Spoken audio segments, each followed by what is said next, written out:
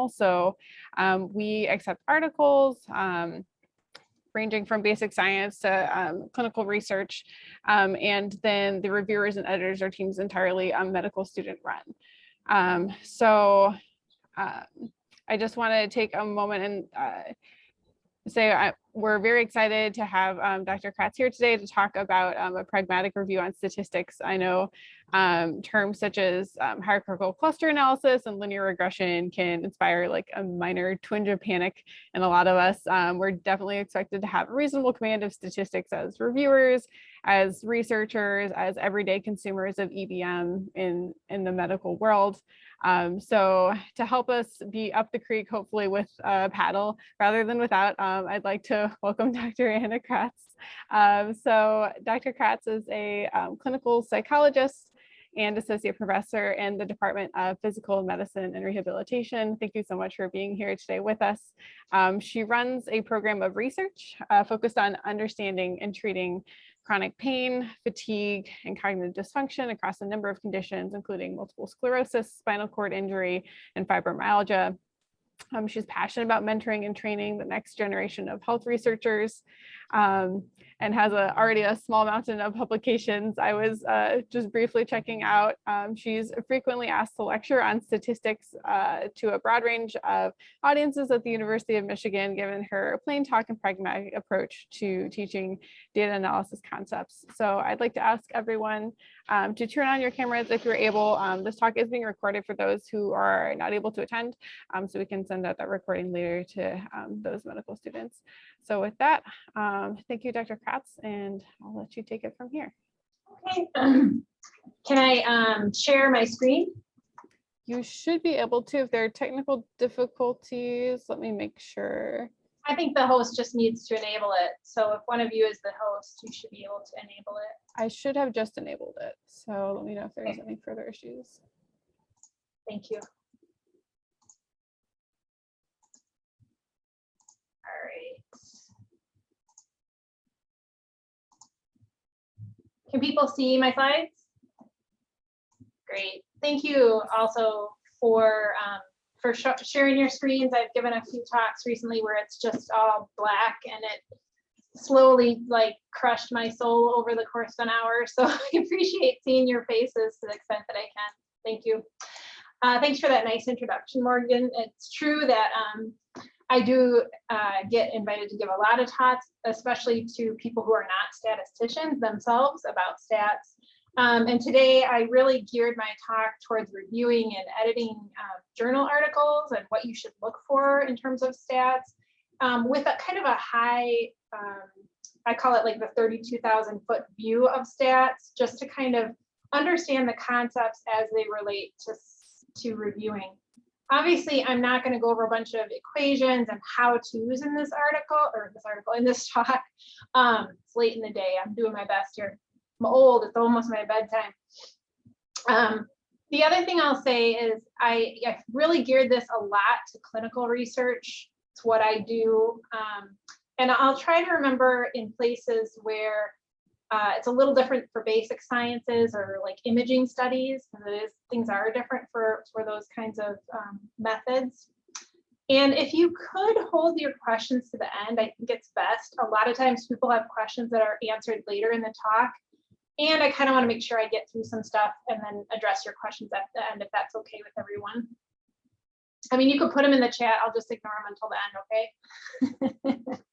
Okay, so before we get to talking specifically about stats, I'm going to give you my editor's perspective. I am an editor. I'm on a couple of editorial boards. And so I want to talk just broadly about stats.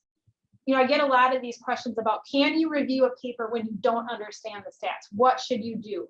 Should you be an editor of a paper where you don't understand the stats? They're slightly different questions. I think as an editor, if you don't understand the stats at all, it's really hard, and I think you should maybe pass that off to somebody who's a little more knowledgeable. If you know them a little bit and you can get a reviewer who's very knowledgeable, I think you can proceed with confidence. If you are a reviewer and you don't know the stats, I think you have a lot more leeway. As an editor, I'll often pick 2 or 3 reviewers who maybe have some content knowledge, maybe have some methodological knowledge, and maybe a statistician specifically. So everybody plays a role, right, in reviewing a paper. But if you don't understand the stats, you should communicate that. You should communicate it with the editor. You can write a little note saying, hey, you know, I don't really know about the stats, but I focus my review on the clinical part of it, or the measurement part of it. You can also communicate this to the authors, just saying, I really focused my review on the stats, or I didn't understand the stats, which I'll talk about in a minute. That can actually be a red flag. And again, just focus your review on what you do understand, and be really frank about what you don't. And I think it's okay to not be an expert in everything, okay? I also want to say a little bit about the importance of stats, because I think people think they really elevate stats beyond what statistics really is. Okay, so statistics is a tool to answer research questions, which are the holy grail in research, right? I think people forget this sometimes. When you look at a paper, an introduction is setting up the research question, it's justifying it, it's giving a rationale. The most important thing, the nugget, the center of every paper, of every study, is the research question you're asking. And everything that flows after that is a direct result of the research question. And I'm going to talk about how the research question needs to match the stats and how important that is as part of this talk. But if you ever find a paper where it feels like the stats are the bright, shiny thing, and it's not a methods paper that is specifically about stats, that could be a red flag. I'll talk more about that. I want to acknowledge the fact that there's probably a huge range of interest and expertise in the audience. It's the biggest challenge when I teach statistics, because there's people who have no involvement with research or data, or people who maybe read and want to know more but have never done it themselves. There may be data analysts in this group today, and then there's everyone in between. What I try to do with these talks is really gear it so that everybody can come away with something, and really gear it so that everybody can at least understand what I'm saying to some extent. So hopefully I meet the needs of the group today. A very quick sidebar. Don't be intimidated by this slide. It'll probably resonate with a lot of you. Data science is really complex. Nowadays, data is analyzed through things like machine learning and artificial intelligence. This really cool field of statistics called Bayesian Statistics. Frequentist statistics, which is what I'm going to talk about, and these are kind of like the traditional statistics that if you've taken a Stats 101 course, is based on frequentist statistics. So like if you know what a t-test and a chi-square and correlation is, that's frequentist statistics usually. Now within frequentist statistics, there's non-parametric and parametric. I am talking about parametric frequentist statistics today. Why am I telling you all this? Because if you come across some other kind of analysis in your papers, there are different kind of statistics than what I've talked about. But rest assured that the concepts that I'm talking to you about today are relevant to all these different kinds of ways to analyze data, okay? Just know that because I didn't talk about a Bayesian process or about probabilities a whole lot, it doesn't mean that what I'm saying doesn't apply to the other ways of analyzing data, because I'm talking a lot about concepts today. So within frequentist statistics, there are two main branches. The first is to simply describe data. And so that's like your traditional pie chart. You're just describing what's there. You're not going beyond what you could see with your naked eye in the data. What we are mostly focused on is inferential statistics. And these are the kinds of statistics that allow us to make predictions, comparisons, and associations in our data. Why do we use inferential statistics? Sorry, the sun is like literally shining right in my eyes. It's coming in the perfectly wrong place today. So why do we use inferential statistics? It's because for the most part, we are not collecting data from every single person in the population we're interested in making statements about, right? Usually we have a sample of 200, 100, 500 people, let's say with spinal cord injury, but we don't want to make a statement just about those 500 people. We could do that with descriptive statistics. We want to be able to say something about the population of people with spinal cord injury, and inferential statistics allows us to do that. There are some really interesting actual medical data or medical studies that are being done where you don't need inferential statistics. For instance, if you wanted to make a statement about everybody in Michigan who's on Medicare, you can get all of that data. And in that case, you can just use descriptive statistics to look at the questions you're interested in. Does that make sense? So the backbone of inferential statistics is hypothesis testing. I'm going to kind of cruise through this because I think you should all have some background in hypothesis testing, but I always touch on it because there are always people who have gotten this wrong in their heads, and it's because it's confusing. So with hypothesis testing, we want to be able to state with confidence that the effect of a treatment or an association that we're looking at is real and it's not because of chance. And we want to know, is there enough evidence to conclude that the association is real or that our intervention worked? And so we set up a hypothesis testing framework. Remember, in stats, you're always testing the null hypothesis, at least with frequentist statistics. And this is where people get caught up. You are always testing whether to reject or retain this null hypothesis, but it's not how you normally think. The null hypothesis said that there's no effect, there's no relationship. In our research and in the research you review, people tend to think in terms of that alternative hypothesis, that there is an effect or a relationship. It's what they expect to find. But you always need to remember when you're reviewing that you're not ever testing to support this alternative hypothesis. You're always testing to reject the null hypothesis. And people can get that mixed up, and it has real impact on how they interpret their results and how they talk about their results. So remember, in hypothesis testing, you can think about this along the left-hand side as what decision the people make in the paper. So like as an example, that you reject the null hypothesis and then conclude that your treatment worked. Or you retain the null hypothesis and conclude that your treatment did not work. Now let's say we're omniscient and we know in the real world what the reality is. Let's say your treatment did not work. And let's focus on the red squares or pinky squares. And you conclude that your treatment did work. In that case, you would be making a type 1 error. And this relates to p-value, which I'm going to talk a lot about in a little bit, because it's very important for editing and reviewing papers to understand what p-value is and what it isn't, because there's a lot of confusion about that too. In contrast, if you conclude that in reality, your treatment really did work, but you made the error where you concluded that your treatment did not work, now that's a type 2 error. And for some reason in medical research, we tend to be way less concerned about type 2 error. I guess there's less risk in some cases of making this error. Like you don't give people a treatment that doesn't work, needlessly. Makes me think of the new Alzheimer's drug that was recently approved by the FDA, concluding your treatment worked when it didn't. Maybe they having a type 1 error. But this type 2 error has to do with power, which I will also talk about and is really misunderstood in research and in publishing.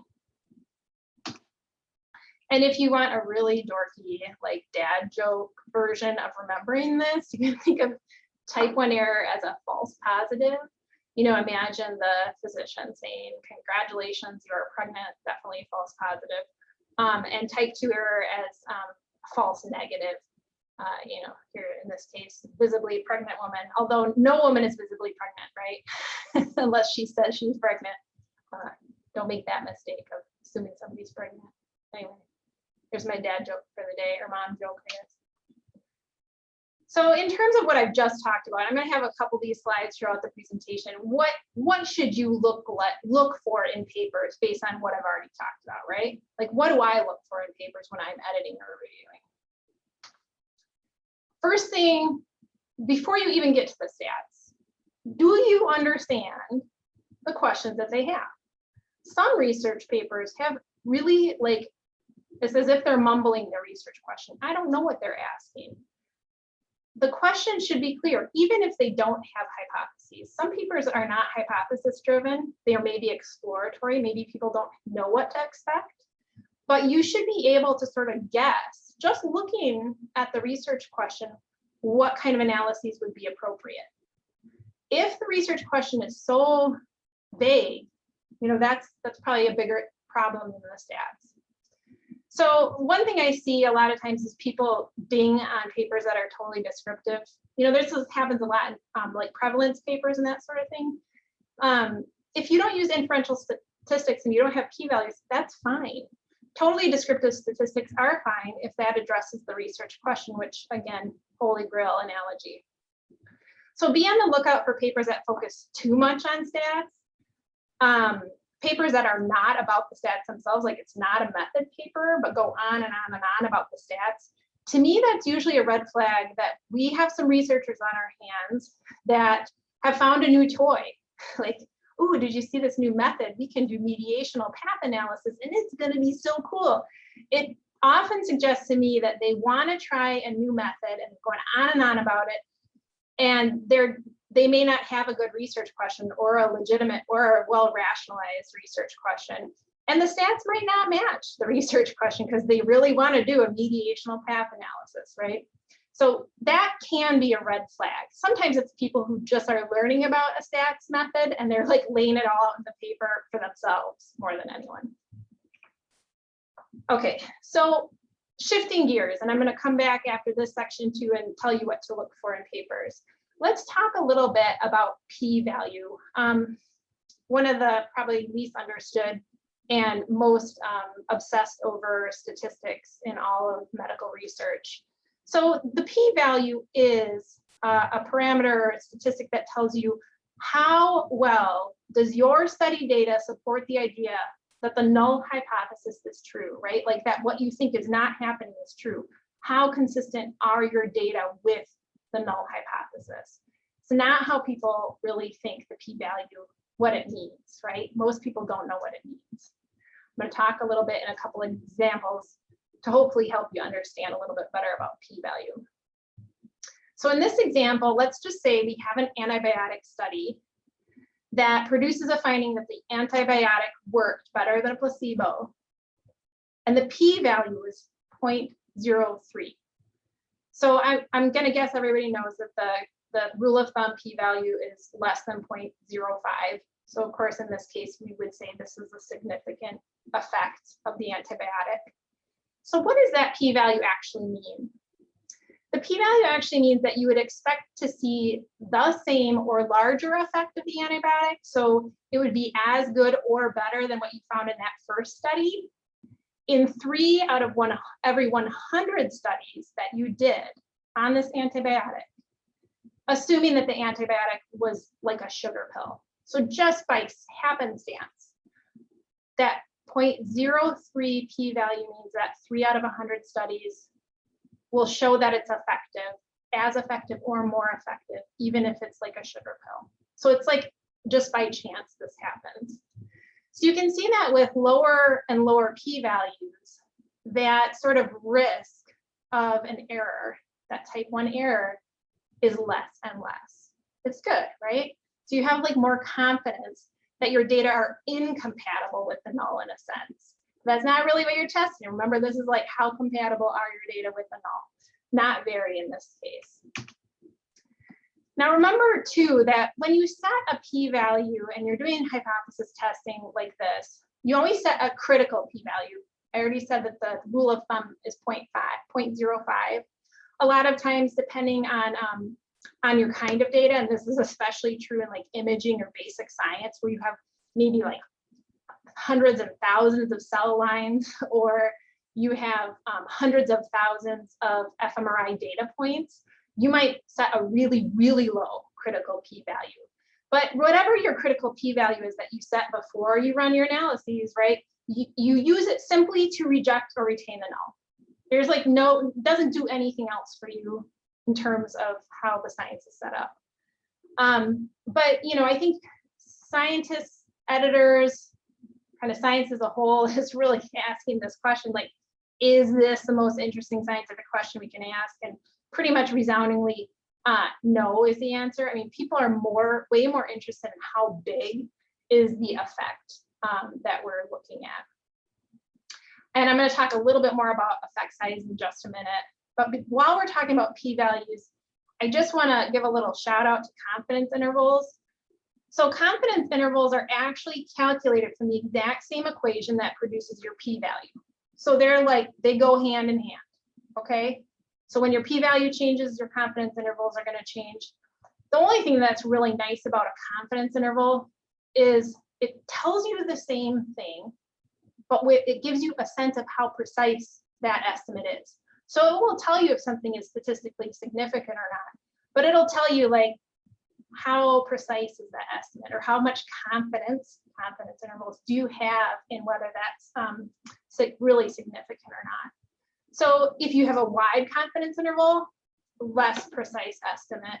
Smaller confidence interval, more precise, more confidence, right?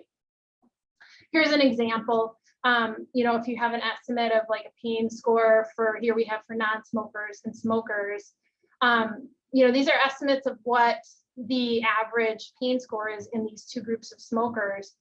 And you can see that for the smoker group, the confidence interval is much wider than for the non-smoker group. So you can see that this is a much more precise estimate.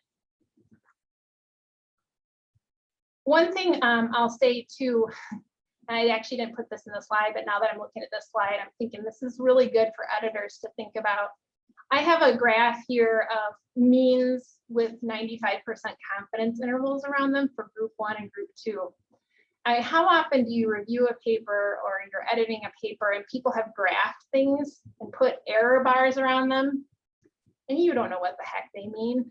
Are they a standard error bar? Are they a confidence interval bar? So don't ever assume that, oh, that's got to be the standard error bar. Oh, for sure that's a confidence interval bar. Always check, because these things are not interpreted the same way. You do not interpret a standard error bar the same way you would interpret a confidence interval bar. I really like confidence interval bars because I think they're a little fun to interpret, actually. I might just be a fan of the confidence interval, but in this case, and in all cases, for a comparison, let's say of two independent means, when the proportion of overlap of one of these error bars, and so this is called, one of these error bars, is called, oops, I'm using the wrong name. One of these error bars is called the margin of error. You hear that a lot around political election time, right? Margin of error. So just one edge is the margin of error. And if the margin of error of this overlaps the margin of error of this by 1/2 or less, you can assume that they are statistically significant at p less than 0.05. And I'm doing this more just to drive home the importance of authors and of you using really clear labeling in figures. Figures can be awesome for conveying information, but very often they're poorly labeled, and so you don't know what the heck you're looking at. But if the author had put that these were 95% confidence intervals, and let's say this is p, these two means are p less different at p less than 0.05. If they are even farther apart, you can see that they don't overlap at all. Look over here where the mean little dot is. You can estimate that the p is less than 0.01. And as you get closer and closer together, the overlap of the margins of error is bigger. You can see that the p value gets bigger and bigger until they're totally perfectly equal, in which case the p is 1.0. So confidence intervals are my new favorite. Use them yourself to depict differences or changes in your figures. I also use standard errors to depict precision of estimates too. So before I get to effect sizes, the other thing I want to talk about is data characteristics and specifically data distribution. So important for evaluating statistics in research. So data distribution is a depiction that shows all the possible values of the data. So often the data is a distribution that will be ordered from smallest to largest. And it's nice because it shows you all the possible values. So in this case, I guess 410 is not really possible, nobody's there. But 5'0", 5'0", all the way to 6'5". So these are UConn students. I think this is the marching band with men in dark and women in light. And what's nice is this is sort of like a living, they call it a living histogram. It shows you all the possible values and the frequency with which each of those values appears. I started showing this to students because I can't tell you how many people, I show them a normal curve, a normal distribution. And a lot of times it's even people who are doing research and it like goes right over their head. There's no shame in not understanding the normal distribution, but I think that this helps, right? So over here, there are very few people who are 5'0" and very few people who are the 6'4" to 6'5". And then more people between 5'5" and 6 foot, right? You can see the bumps get a little higher over here.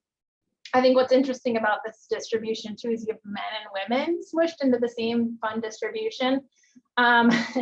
And so you can see if the women were in their own distribution and the men were in their own distribution, look at these dudes would be like, just a really nice bell curve, right? But because you smushed the men and the women together into a common height distribution, you get this bumpy mountain look. Why do I care about data distribution? Why do I care whether your data is a smooth bell or whether it's all bumpy? Let's talk about that for a minute. And why should you care about whether the data that you're reviewing is bumpy or smooth bell curve? So a lot of parametric statistics, all parametric statistics are basically, they assume a relatively normal distribution, right? With very few cases on the extreme ends, so very low, very high. And most of the values, most of the cases or data points clustered in the middle. A perfectly normal distribution would have this weird thing where their mean or average, their median or middle value, and their mode, most common value, are all the same. But you almost never find that.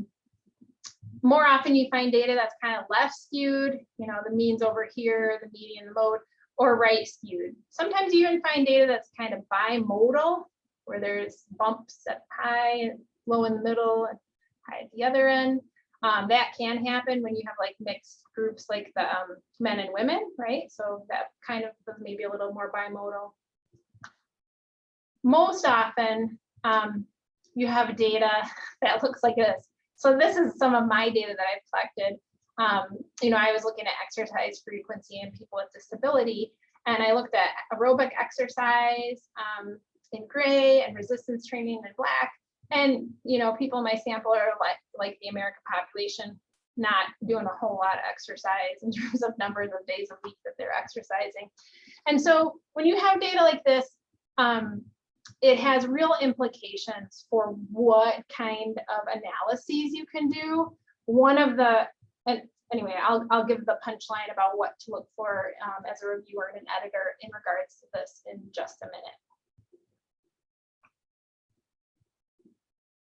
So kind of continuing with the data characteristic theme, I want to talk about variability because I think that most papers present data about the variability in their data, but we all skip over it. It's like all the stuff in table 1 or table 2 that's just sort of describing what's in the data. And this is especially true for clinical research.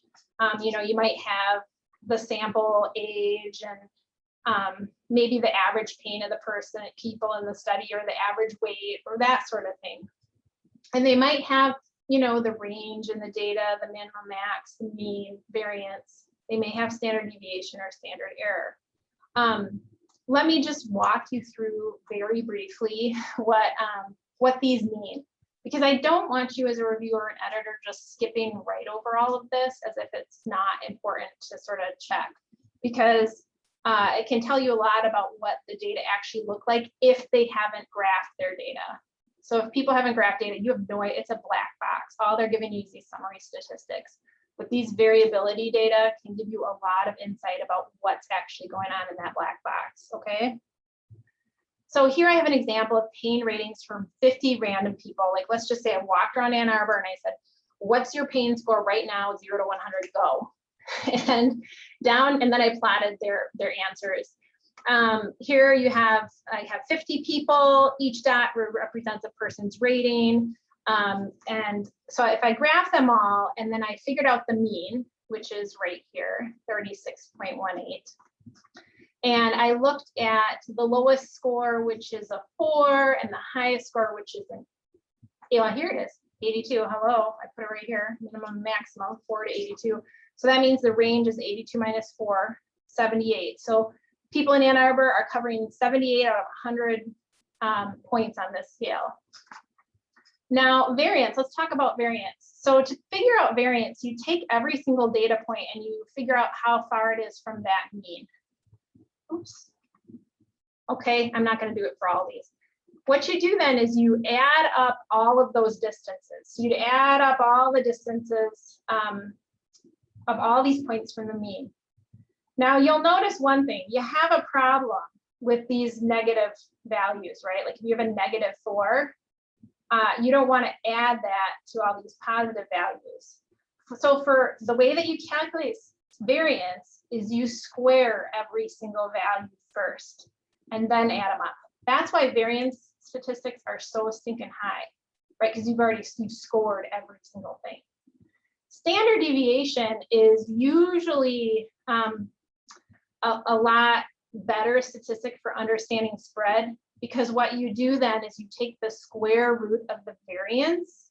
So you square root it to take all those squares out of here, and you divide it by the number of people. So it's kind of like the average distance from the mean. It gives you a sense of like how spread out in general.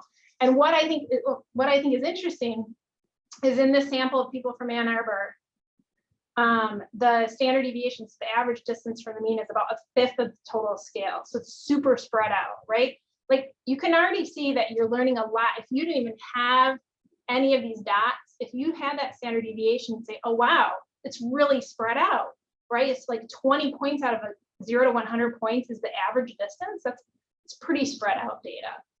The standard error is, it's a combination of the standard deviation and sample size.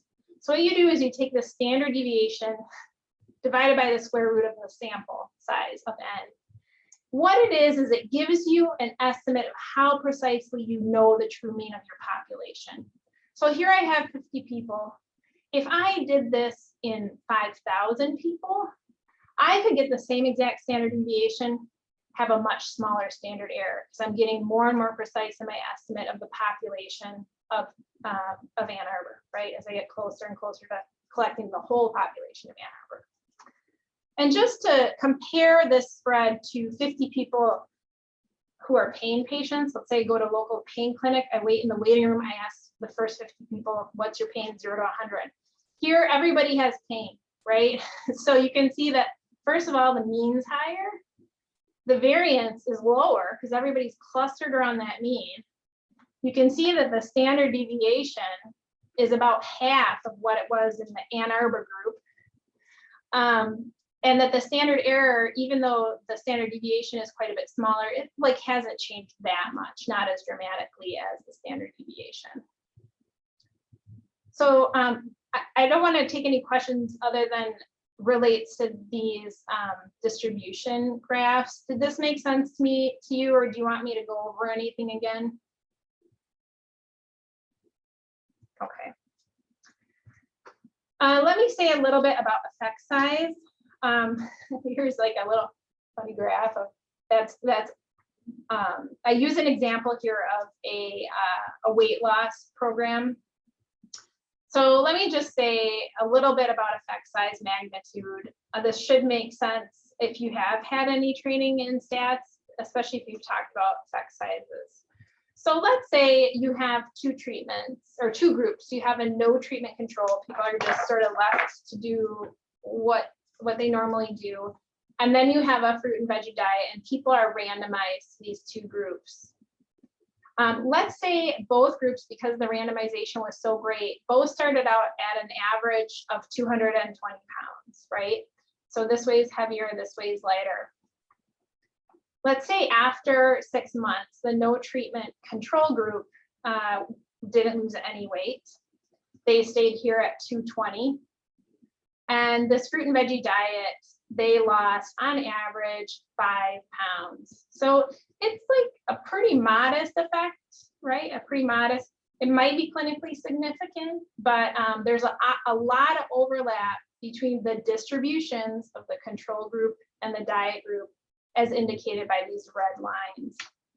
Let's say you oomph up your treatment, your fruit and veggie diet plus exercise. And we start off with both groups averaging 220 pounds. And then after 6 months, the no treatment control stays at 220, but this new amped up group does quite a bit better than just the fruit and veggie diet. Now they're down 25 pounds. And you can see that the overlap is quite a bit less. The overlap in the two distributions is way lower. So we tend to use this kind of an example to talk about effect sizes, because I think we're so focused on effect sizes in treatment research and trials, looking at different treatments for outcomes like weight loss or chronic pain mitigation. But the reality is that effect sizes are important for every type of research, and effect sizes are everywhere. Like, we think about Cohen's d, which is a standardized effect size and is wonderful because it's easy to interpret. But I see so often that reviewers will say, well, they didn't provide any effect sizes, but let's say they've talked a lot about R squares. That is a great effect size, the proportion of variance in one variable explained by another. This is a great output from regression. Even a Pearson's R correlation is an effect size, okay? They're everywhere. All of these parameters, an odds ratio, great effect size, right? These all tell you the degree to which things predict or are associated or change, okay? They're all effect sizes, whether or not you standardize them in some way, okay? So what to look for in papers, given all that deluge of data I just downloaded into your brains, hopefully. First thing is things like t-tests, regression, ANOVAs, correlations. These assume relatively normally distributed data. So what do you as an editor or reviewer do? You look. If they used parametric statistical tests, did the authors check whether the data was normally distributed? And if it was, fine, then they can use parametric tests. If it isn't, did they use non-parametric tests? Which is totally fine. For a lot of the tests that I talk about today, there are non-parametric equals that can be used for data that look like that exercise data that's not normally distributed. But a lot of times people learned how to, run an ANOVA in their Stats 101 course, and they did not check the normality of the data. And this can have huge effects. Oftentimes, it really reduces the power of the statistical test to run a parametric test on data that's not normally distributed. So they may be shooting themselves in the foot, essentially. But it can have all kinds of outcomes, but that's very often the main one. In particular, as it relates to data distribution, did the authors report means and standard deviations when they should have? Or if the data is not normally distributed, they should have reported median and interquartile range, which is like the equivalent of the standard deviation for median. So when it comes to p-values, the ideal is reporting of p-values with confidence intervals. Now, some journals, this is mostly psychology journals, we geek out on stats. They're not even allowing p-values to be reported anymore. You can only report confidence intervals and effect sizes and other statistics, but they are so sick of people p-hacking their data, they're not even reporting them. So I really encourage reporting of p-values with confidence intervals to give a sense of precision. Those confidence intervals are so important. My pet peeve is people who report p-values without reporting any effects. This happens all the time in abstracts. It drives me bananas. Because if you don't have a beta or a correlation or anything else, you may not know the size of the effect, but in some cases, you don't even know the direction. You know, people say it's correlated at p less than 0.05, and you're like, well, negatively correlated, you know. So whenever I see a p-value, I want to see some other parameter showing what the heck we care about with that p-value. My mantra is p is the least interesting statistic. It's not unimportant, it's just not interesting, right?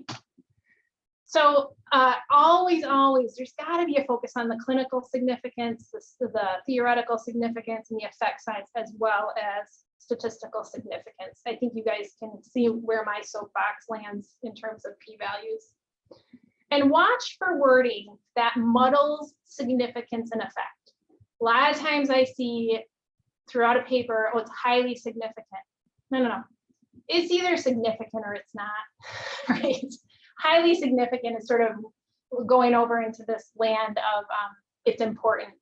And you can't really know that necessarily from p-values, okay? Okay, I redid this slide again. So very quickly, let me just talk about different statistical tests. When it comes to editing and reviewing, one thing you need to keep in mind is that there's often rarely only one right statistical test. There may be a best statistical test. Sometimes people don't use the best one because their competency is not in that area. So like a lot of times I'll see research questions where I think, oh, I wish they had done a path analysis, but instead they did, you know, some really nice, reasonable series of regressions. Okay, I might say, hey, could you do a path analysis? If not, this is fine. But you need to consider the importance again. Oh my gosh, did I say it again? Research question. And then people are really limited by their data characteristics. Like, is the data interval or nominal? Like, is it just religion where there's no order? And do they have adequate sample sizes to run the analyses? You know, a lot of times people will they'll think, oh, a simple analysis like correlation, you can do that with a small sample size. Correlation is a big sample size statistic, and people think because it's simple that it's not affected by sample size. Everything is. I'm not going to go over this because I'm running out of time. Let me talk about different types of statistical tests, and this is just to drive home the match between the test and the research question. If somebody has a research question about group differences, well, then they should be using tests that are chi-square, t-tests, ANOVAs. If they are looking at associations or predictions, if they're using that kind of language, they should not be running the stuff above it. They should be running things like correlations, regressions, or odds ratios, which are a byproduct of logistic regression, if you know that right, A+. So just really quickly, a chi-square, you know, this is a great tool when you have a distribution of variables across categories, especially if you have nominal categories that don't have an order, like race and smoker status. You know, it's not like it goes from lower to higher necessarily. Here I have a chi-square comparing people who identified as Black or white and their smoking status as non-smoker or smoker. You can see that within the race, people who identified as Black, 82% were non-smoker, and 54% who are white identified as non-smoker. If you run a chi-square on this, you will see that it is statistically significant, so we can reject the null that Black and white race are not different in terms of smoking status, right? So this is good for comparing groups. T-test, also good for comparing groups when you're comparing means, not distributions, like with chi-square. But t-test, think 2 is only good for 2 groups. Here I have a sample of 50 with equal men and women. in my sample, I wanted to know if they differed in age by sex. You can see the mean here for women is about 36, and for men is about 59 in the sample. If I run a t-test, that is significant, and it means that we can reject the null if they are the same. Normally, if I have more time, I'll kind of go through all of the distribution stuff that I said is important. You can kind of picture how they're different or the same in your head just by looking at the distribution statistics, but I won't do that for the sake of time. ANOVA is like a t-test, but when you have more than 2 groups, so if it's not just male, female, but you're looking in this case at means of caloric intake by day by BMI category. So here we have underweight, normal weight, and overweight or obese, 20 in each group. You can see the mean caloric intake here. You know, again, you can see the ranges, and the ANOVA runs an F statistic with a p-value that suggests that you can reject the null here. Of course, I'm talking about p-values when I just said p-values are the least interesting statistic, but there are a lot of ways also to characterize the effects here that we can get to it, although I don't have time. So correlation, a single number that describes the degree of relationship. So if you're talking, you know, people are talking about correlation, association, relationship, this is appropriate. In this case, we have a positive relationship. This is literally the data from the last slide just put into a correlation. You could see how people could ask about the association between BMI and daily caloric intake with this kind of test or this kind of test. But whatever test you use should match how you worded your research question. So regression is really the big hitter in statistics, and I like to see regression when possible. This is a technique for analyzing several variables, and it's really focused on the relationship between a dependent variable and one or more independent variables, right? So one or more predictors. The most common is probably linear regression. It's looking at the linear relationship between a predictor and outcomes. But there's like a whole family of regression, right? And I think Morgan was saying you're having a heart attack. Like, well, what's some hierarchical linear regression? What are all these different things? Well, if you want me to come back and talk in more detail about what these things are, fine.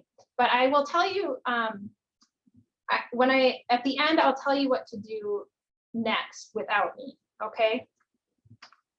Because I'm helpful, but you know, there's actually really great resources out there that are not me. So in regression, you're always looking at the expected change in the outcome for a 1 unit change in the predictor.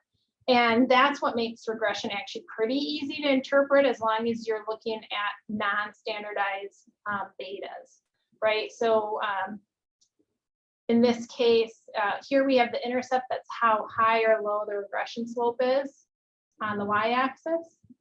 And this is the estimate of the slope. So this is basically saying for every 1 unit increase in BMI, so from like a 30 BMI to a 31 BMI, you would expect a 6.49 increase in the total cholesterol.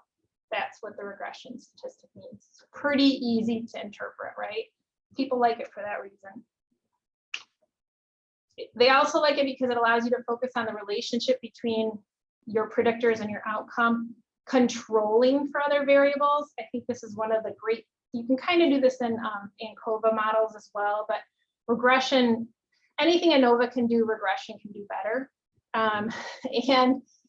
In this case, in this example, I was looking at the association between depressive symptoms and perceived cognitive problems, but I wanted to control for things like age and gender. We know that women, they experience greater depressive symptoms. Years of education are related to perceived cognitive problems. So I wanted to control for all of these things. So here I'm looking at the it allows me to look at the association between depression and perceived cognitive problems, sort of above and beyond these other factors, right? It's one of the great things about regression.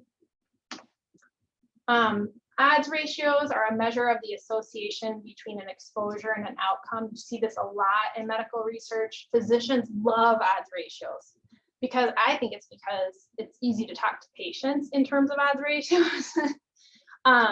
And the odds ratio represents the odds that an outcome will occur given a particular exposure. compared to the odds of the exposure occurring in the absence of the exposure. So a lot of times you think of the example of like lung cancer and smoking. So you might compare people who've smoked versus those who have not, and you can look at the odds that lung cancer will occur within the presence of smoking as compared to the odds for people who are not smokers. I'm going to skip over what a lot of what odds ratios are. The one thing I'll say though is that because odds ratios are generated from a logistic regression, one of the really beautiful things is you can adjust odds ratios and control for things that you think might be affecting the outcome or might be affecting the odds, right? So a lot of times people will control for age and sex and education and BMI in medical analyses. I'm going to go over this. The one thing to remember, and this is very, very confusing for people, is if your odds ratio with confidence intervals crosses 1, it's not rejected, which I guess this comic irritates me because why is he so happy? He should be miserable. Whereas this guy should be super happy, right? Like he's got a paper to write because now he's got a significant effect. But anyway, you get the idea. This guy could be over here not crossing the 1. He could be over here not crossing the 1.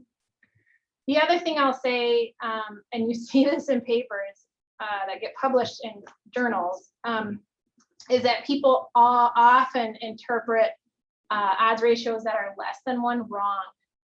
Odds ratios that are larger than 1 are easy, right? I think the example I have is this odds ratio of 5.44. And you'd interpret that, right? The odds for a male being admitted are 5.44 times larger. So if it's larger than 1, it's easy. 4 times larger, 20 times larger, 1.5 times larger. If it's smaller than 1, oops, sorry, gosh. If it's smaller than 1, let's say you have an odds ratio of 0.80. That's not 80% lower. That's 1 minus 0.80. That's 20% lower. So let's say women had a lower chance of getting into engineering school and the odds ratio was 0.80. That's not 80% lower, it's 0.20, 20% lower. So that's just a little nugget that I see a mistake a lot of times. Is how to interpret less than 1 odds ratios. So real quickly, because we're running out of time, sorry I miscalculated how long this talk would be. I normally give talks for like 3 hours. I was like, I can do it, whatever. Okay, so what to look for in papers. We started a little late, so feel free to run over a little bit. Okay, thank you. Well, I might do that, and I'll answer questions as long as I need to. So what to look for in papers. First of all, did you pick the right test for did they pick the right test for their research question? Remember the Holy Grail analogy. Really, I don't care if their stats should match. They shouldn't change the research question either. If they're good with the question, they should change the stats to match. If they did not pick the best approach, in your opinion, so if they picked an approach that answered the question, like the example I gave, would have been better if they had looked at all these things in one giant model, but instead they looked at them little by little. How much of a weakness is it? You can comment on it, but if it's not a deal breaker, it's okay that they don't always use the best approach, in my opinion, as long as it's sound.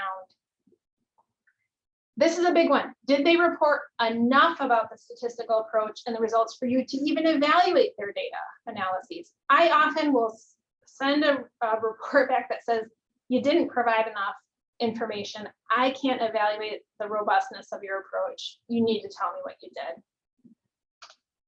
And did they do and report the analyses correctly, which of course is the hardest part, right? So unless you know the stats yourself and or have a statistical expert as a reviewer, I'm going to tell you some suggestions at the very end in like 1 minute. Just quickly, I want to say something about power and sample size. So power analyses are related to how much power you have to detect a specific difference or an association, just how much power you have to detect an effect given your sample size. It's affected by sample size. The bigger sample, the more power to detect an effect.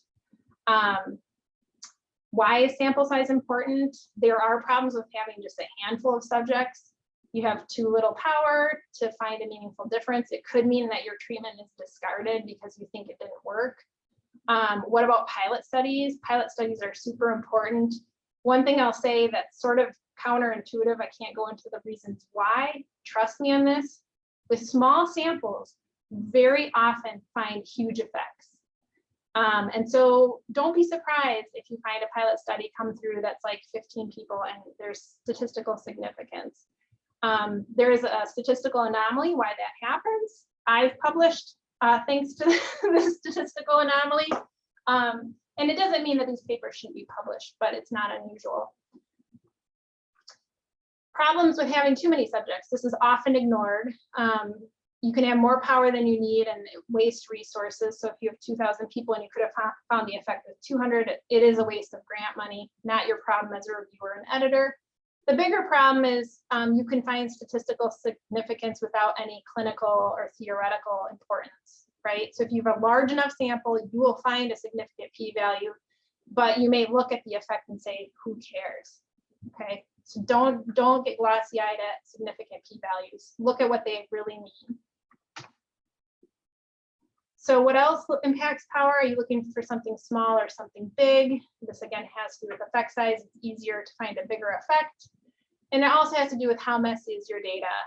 So again, getting back to standard deviation, if you have really messy scattered data, you're gonna have less power. If you have nice, clean, kind of tight all around the mean data, you actually have more power. Okay, so what to look for in papers? Be on the lookout for what you think are notable effects that don't meet the critical cut points. I'm not saying like you should say, hey, that's a marginal effect, or hey, that's not significant, but it looks promising. But you might question what do they mean, and you might ask the authors, well, what the heck do you make of this? You know, there was a huge effect, didn't reach clinical significance, but your odds ratio was 3. Like, what do you have to say about that? Be on the lookout for statistically significant effects that are meh in terms of effect size. This more often is the problem, where you have people that say, yay, I got a significant p-value, I'm writing a paper about meh results, right? Like people, this is all over the place. Sample size is very important, but not the only important factor to consider. I work in rehab where sometimes we study orphan conditions, and you can only get like 6 or 7 people. You know, you need to start somewhere. There's a lot that goes into evaluating whether a paper or research is important. Sample size is just one of them, and the stats is just one of them. One thing too, power analyses, a lot of reviewers ask after the fact, after the paper is already out there, you know, please add some power analysis to this. Well, power analyses are not very helpful in papers with significant findings because, well, they had the power to find a significant finding. Like, what more do you want to know? They are helpful if the findings are negative, or if the findings are mixed, some negative, some or some significant, some not significant. That can tell you, is there really no effect, or is the study just not powered to find the expected effect, right? So if you get a reviewer who is real savvy about power, or partly savvy about power, and is like, I want power analyses in this paper, but all of the analyses got significant findings, well, it's not helpful. All right, so what can you do next without me? If you want me to come back, talk some more, you can, I'm happy to. Here is, I don't know if you guys are aware of reporting standards, but this is the Equator Network. You can go here, and it's got great standards for reporting in scientific journals. How to, you know, what to report for results, what to report for methods, etc. If you want to learn more about statistics, I suggest Udacity or the Khan Academy. And I actually first suggest just using the internet, and I provide the suggestion without the usual warnings and caveats about Googling stuff, because nobody is really Googling like junk about stats. It's always like UCLA or North Carolina or whatever, or us. So whenever I'm like, what's a logistic regression or something, I will just Google it and can usually find something really easy, or like a YouTube video that will help me understand what I'm looking at. And then here at U of M, we have CSCAR, which provides like a ton of workshops. I actually don't know how this has changed with COVID. I haven't checked since then, but they've provided tons of courses on like regression, different kinds of stats programs, etc. Anyway, sorry for going a little long. Sorry for skipping over stuff. This is the first time I've given this talk. So I asked Morgan to send out some review, like if you could give me feedback on what you think I should have talked about or what I should have focused more on. The next time I do this, it'll be better. So thank you for your attention. And if you want to stick around, I'm happy to answer any questions you have. And I would just like to add, I'll link it in the chat, but CSCAR is a fantastic resource. They offer consultations if you're like doing your own research as well. You can set up an appointment. Again, I don't know how this is working with COVID, but you can set up an appointment with them and they will sort of talk through with you until you get the statistics to a place that's good for your project. It's a tailored consultation. And I use them. Like you can use them at any level. They're great.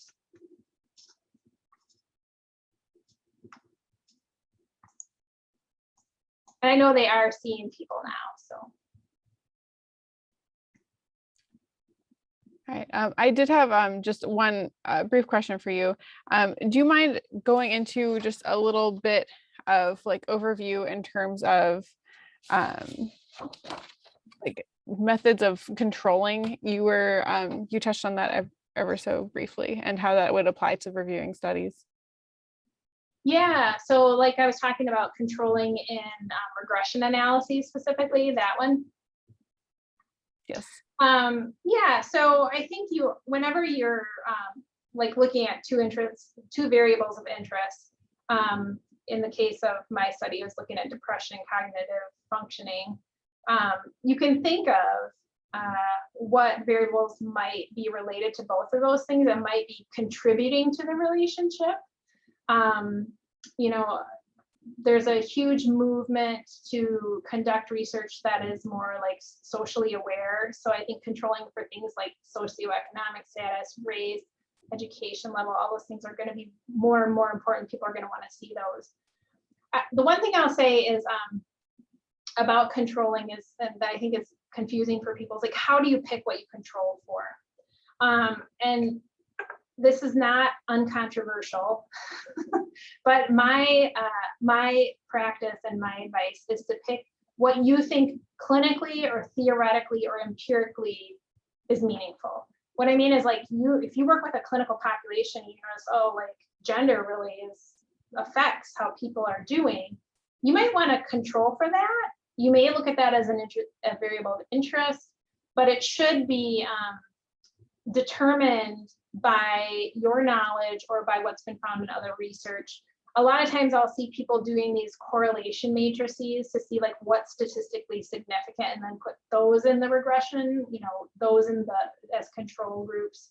And that's not indicated. And there's theoretical reasons not to do that, not to rely on like correlations to pick what you should control for. And there are also statistical reasons that are pretty complex. But I think what you should do is include as control variables the things that you want to hold stable when you're looking at an association. So that association between depression and cognition is really like saying, this is the association between depression and cognition, regardless of age or gender or education level. This is like sort of purified association, right? You might ask a different question and say, I want to look at that association, and I want to look at it separately for men and women. You know, that's a different way to look at it. But in this case, I wanted to look at it sort of purified from the influence of those other variables. My computer is like kind of screwed up right now, so I can't read the chat. Can somebody moderate that for me? We just had a request about, would you mind sharing either like a resource for like your major points today, or perhaps like your PowerPoint slides, especially for the resources that you listed at the end? Is that something that you'd be willing to make available to us? Yeah, absolutely. I can just share the slides. That's easiest for me. It's a lot to slog through, but you might find those slides that are like what to look for helpful too, as well as the resources. Fantastic. Thank you so much. We would very much appreciate that. Yeah. Are the rest of the chats thank yous? I believe so. I see 9, but I can't. What it is my mouse won't go over to my other screen, so I like can't do anything. It seems like. Yeah, I think that pretty much covers it. All right. Well, thank you so much for breaking this down for us. I know this is an area that a lot of us struggle with, so you know, getting some increased background on this is a huge step in the right direction. I hope this helped everyone. And I will be sending out the video of this talk and then any additional resources afterwards. So with that, thank you so much. And if you guys have any further questions, please let myself or Dr. Kratz know.